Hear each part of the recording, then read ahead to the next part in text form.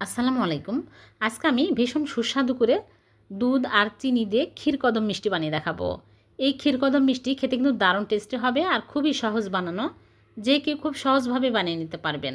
তাহলে চলুন দেখে নিই। প্রথমে চুলায় প্যান বসিয়ে দিয়ে দিচ্ছি লিকুইড দুধ 1 কাপ। এখন আমি এর মধ্যে দিয়ে দিচ্ছি গুঁড়া দুধ 1 কাপ।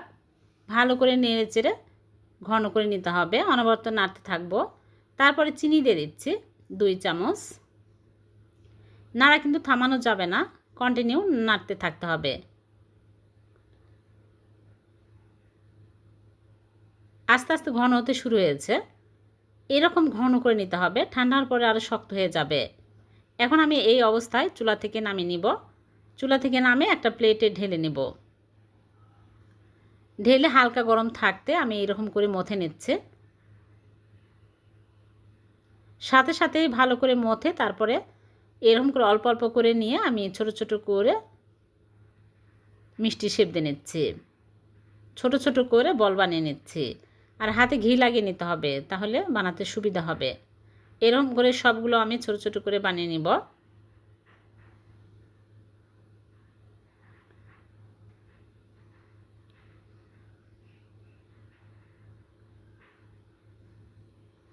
সবগুলো বানানো হয়ে গেছে, এক সাইডে রেখে দিচ্ছি ঠান্ডা হতে থাকুক। আর এদিকে চুলায় প্যান বসিয়ে দিয়ে দিচ্ছি 1 টেবিল চামচ ঘি।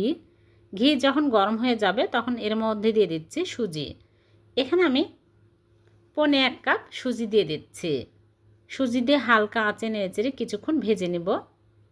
একদম হালকা আঁচে ভেজে নিতে হবে, খেয়াল রাখতে হবে পুড়িয়ে যেন না যায়।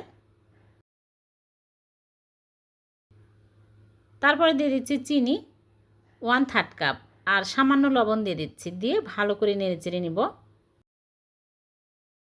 তারপরে চুলার আঁচে একদম লো আঁচে করে রেখে 1.5 কাপ লিকুইড দুধ দিয়ে দিচ্ছি। দিয়ে ভালো করে নেড়েচেড়ে ঘন করে নিব। একটু নেড়েচেড়ে নিলে দেখা যাবে যে একদম ঘন শক্ত হয়ে আসছে।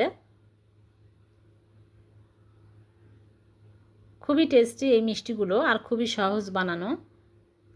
ছানার মিষ্টি বানাতে গেলে অনেক সময় হয় না, শক্ত হয়ে যায়, ভেঙে যায়, কিন্তু এইভাবে যদি এই মিষ্টি বানানো যায় খেতে দারুণ স্বাদের হয়।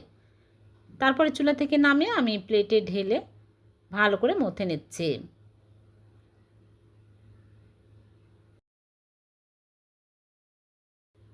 একদম মসৃণ করে মথে নিতে হবে।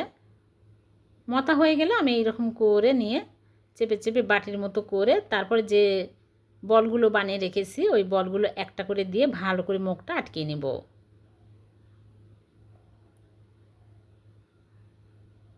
মুখটা ভালো করে চেপে চেপে আটকে তারপরে গোল করে নিতে হবে এরকম করে। হয়ে গেল একটা, এরকম করে সবগুলো বানিয়ে নিতে হবে।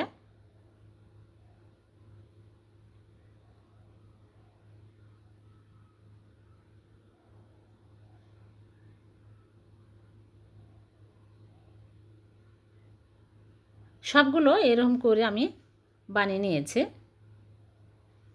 এখন আমি গুঁড়া দুধের মধ্যে কোট করে নিচ্ছি, তাহলে আরও বেশি টেস্টি হবে আর দেখতেও অনেক সুন্দর লুক আসবে। এরকম করে সবগুলো গুঁড়া দুধের মধ্যে কোট করে নিব। খুবই সুস্বাদু এই মিষ্টিগুলো।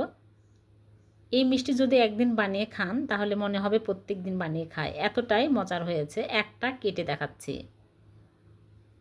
খুবই নরম তুলতুলে হয়েছে।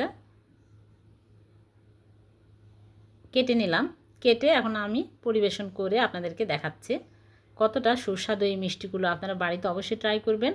আর ভিডিওটি ভালো লাগলে লাইক কমেন্ট শেয়ার করে দেবেন। আপনাদের একটা লাইক কমেন্ট আমাকে অনুপ্রাণিত করে। আবারও দেখা হবে এরকম নতুন কোনো রেসিপিতে। সে পর্যন্ত ভালো থাকবেন, সুস্থ থাকবেন। আল্লাহ হাফেজ।